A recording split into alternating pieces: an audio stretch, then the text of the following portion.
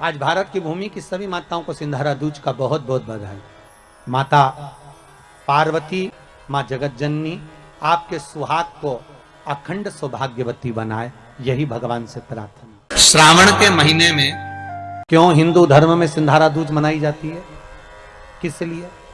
आज पूरे भारत की भूमि पर कई माताएं हाथ में मेहंदियां लगाती हैं, चूड़ियां पहनती हैं, सुंदर चुनरी पहनती हैं, मां पूजन करती हैं, माता का आराधना करती हैं।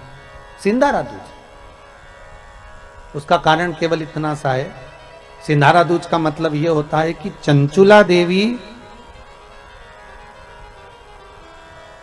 जब 14 दिन तक शंकर और पार्वती अपने गुफा में से बाहर नहीं निकले शिव महापुराण के यजमान बनने के लिए, तब माता चंचुला देवी ने हाथ जोड़कर मां जगतजननी जगदम्बा को सुंदर वस्त्र, सुंदर चूड़ियां, सुंदर आभूषण माता के चरणों में ले जाकर समर्पित करे थे और कहा, मां इन चूड़ियों को जो मैं दे रही हूं, ये लाल चूड़ी, ये लाल श्रृंगार, ये लाल वस्त्र, जो लाल चूनर जो मैं प्रदान कर रही हूं, मां बस ऐसी कृपा कर दे कि तू इन चूनर को धारण करे और मेरा भी सौभाग्य, मेरा भी सुहाग अमर कर दे, बस इतनी कृपा मेरे ऊपर कर दे। वो सिंधारा दूज का महत्व है।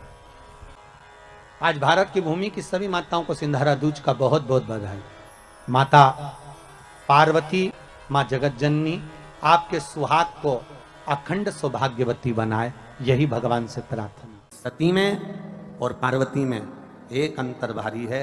सती मां धनवान है और पार्वती मैया गुणवान है। इसलिए पूरी दुनिया में जितने भी व्रत हैं, पूरी भारत की भूमि पर जितने व्रत होते हैं, कोई व्रत लक्ष्मी जी का नहीं है, भारत की भूमि पर कोई व्रत सरस्वती मैया का नहीं है, भारत की भूमि पर कोई व्रत इंद्राणी का नहीं है, भारत की भूमि पर कोई व्रत किसी देवी का नहीं है। जितना भारत की भूमि पर एक व्रत भारी है वो है माता पार्वती जी का। तीज का व्रत करोगे तो पार्वती जी का है, चतुर्थी का व्रत करोगे तो पार्वती जी का है, छठ का व्रत करोगे तो पार्वती जी का है। आप जितने व्रत देवी जी का करोगे नवरात्र में तो पार्वती जी का है। भारत की भूमि पर जितने व्रत हुए नारियों के, छोटी तीज, बड़ी तीज, हरतालिका तीज, करवा चौथ, जितने चतुर्थी के व्रत, जितने तीज के व्रत, जितने छठ के व्रत, जितने भारत की भूमि पर हुए, ये सब माता पार्वती जी के हैं। पार्वती के क्यों हैं? क्योंकि धनवान और गुणवान में अंतर है। मां पार्वती गुणवान है, इसलिए माताएं उनके व्रत कर कर अपने अंदर भी वो गुण उत्पन्न करना चाहती हैं कि हम भी ऐसा तप करें, हम भी ऐसी साधना करें।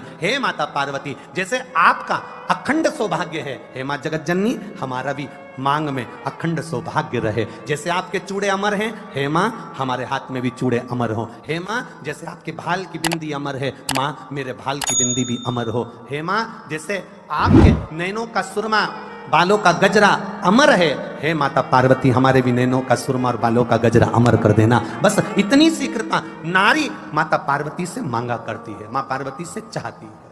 सूचक वस्तुओं का जो दान करता है वो जीवन में कभी विधवा नहीं होता। महाराज वो 8 वस्तुएं बताई हैं। पहला कुमकुम, दूसरा पुष्प, चाहे लाल हो, चाहे सफेद हो, चाहे पीला हो, पुष्प कोई भी हो। तीसरे नंबर पर है चंदन, चौथे नंबर पर है तांबुल, पांचवें नंबर पर है काजल, छठे नंबर पर है ईख, क्या बोलते हैं यहां पर ईख को, क्या बोलते हैं, गन्ना, ईख। सातवें नंबर पर है लौंग, खाने वाली जो लौंग होती है, लौंग। और सातवें नंबर पर है, 8वें नंबर पर है जीरा। कहते हैं चैत्र महीने की तृतीया तिथि को बिना नमक का भोजन कर कर, सुबह बिना नमक का भोजन करें, एक समय फलाहार करें बिना नमक का, और तुला दान के बराबर एक पलड़े में अपन बैठकर 8 वस्तुएं तुला की रखकर जो दान दे देता है वो नारी कभी विधवा होकर नहीं जाती, 7 जन्म तक अखंड सौभाग्यवती रहती है। अखंड सौभाग्य कार्य करेंगे तो भी सौभाग्य की सामग्री देंगे। सौभाग्य की सामग्री का दान क्यों किया जाता है? सौभाग्य सूचक वस्तुओं का दान क्यों किया जाता है? सौभाग्य की वस्तुएं क्यों प्रदान करी जाती है, क्यों दी जाती है? उसका कारण क्या है?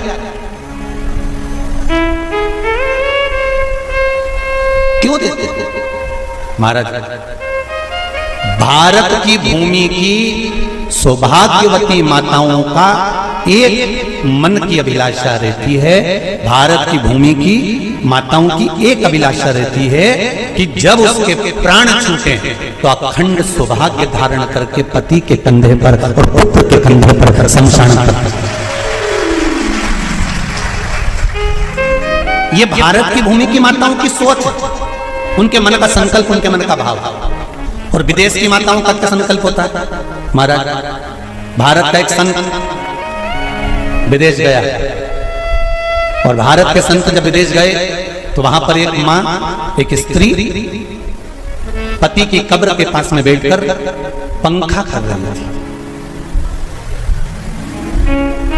भारत के संत को बड़ा दुख हुआ, देखो हमारे यहाँ की माताएं तो पति के साथ सती हो जाती हैं, हमारे भारत की भूमि की माताएं तो पति के साथ सती हो जाती हैं, पर ये तो विदेश की माताएं तो भारत की माता से भी बढ़कर है कि पति मर गया, कब्र के अंदर है तो भी पंखा कर रही हैं। ये तो इनसे भी बड़ी है, भारत की माता से भी बड़ी ये विदेश की माता। तो भारत के संत से रहा नहीं गया और भारत के संत ने जाकर पूछ लिया विदेश की माता से, माँ जी एक बात बताओ, हमारे यहाँ पति के साथ पत्नी सती हो जाती है, वो प्रथम गिनती में आती है, पर तुम तो उससे भी बड़ी हो कि पति मर गया उसके बाद भी उसकी कब्र को पंखा कर रही हो। इतने में विदेश की माता ने कहा, मैं पति को पंखा नहीं कर रही, हमारे यहाँ नियम है जब तक पति की कब्र नहीं सूख जाए हम दूसरी शादी नहीं कर सकते, इसलिए पंखे से सुखा रहा, इसलिए पंखे से सुखा रही है। मेरे भारत की माताओं में और विदेश की माताओं में अंतर है सर। मेरे भारत की माताएं अखंड सौभाग्य की वस्तुएं धारण कर कर अपने आप को गौरवान्वितता महसूस करती हैं और विदेश की माताएं ये सब वस्तुएं उतार कर गौरवान्वितता महसूस करती हैं।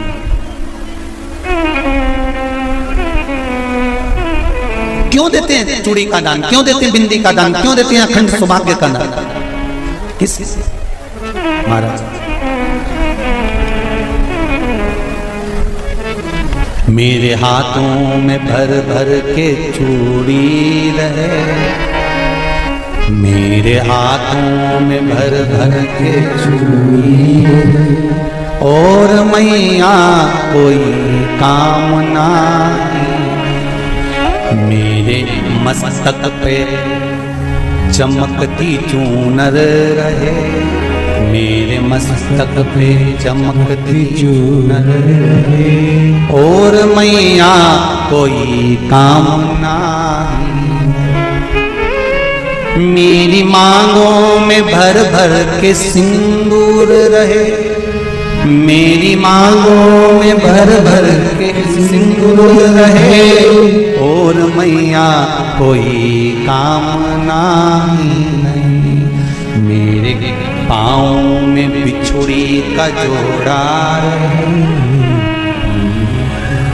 एक बिछुड़ी नहीं,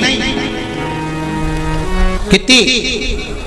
2, 3, 4, 5, एक एक पाँव में जोड़े से बिछुड़ी होना चाहिए, केवल एक नहीं, सिंगल नहीं। वो तो आजकल का फैशन हो गया महाराज, जो केवल एक बिछुड़ी धारण कर लो उसी में फैशन दिखे।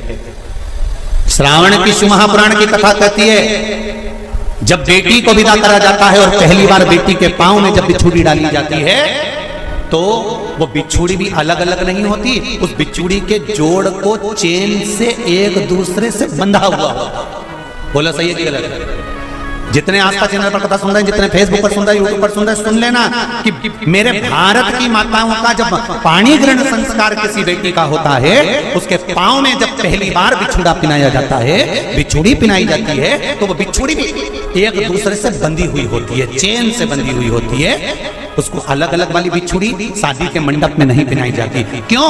जैसे ये बिछुड़ी एक दूसरे से पाँव में बंधी हुई है, तुम्हारी जिंदगी अंतिम श्वास तक ऐसी ही बंधी रहे, यही बनना चाहिए। वो तो अब माताओं ने थोड़ा सा फैशन चेंज कर दिया, अब पाँव में ज्यादा बिछुड़ी नहीं बनती, गड़ती है, चुभती है, एक बिछुड़ी धारण है। महाराज पर नहीं,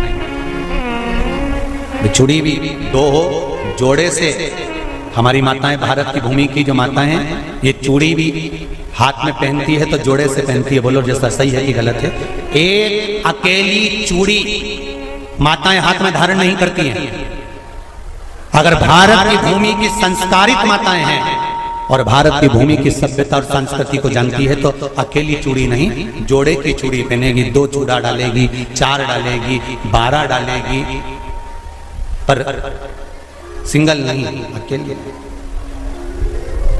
और सरल भाषा में समझ लो, हमारे यहां ठेले पर लेने जाओ तो जो केले अपन खाते हैं वो भी सिंगल नहीं देते, उसको भी जोड़े से दिया जाता है। 2 दूं की, 12 दूं की, आधी दर्जन दूं की 1 दर्जन। अब अंदाजा लगाइए, हमारे यहां देने का भी एक भाव। श्रावण के महीने की शिव महापुराण की कथा, जिसका नाम है श्रावण शिव महापुराण की कथा, ये कहती है कि पार्वती जी ने और गंगा जी ने ये चतुर्मास में जितना सौभाग्य का दान दिया है, उनके बराबर दुनिया का कोई व्यक्ति इतना सौभाग्य का दान नहीं दे सकता जो माता गंगा और पार्वती दोनों दान दे रहे हैं।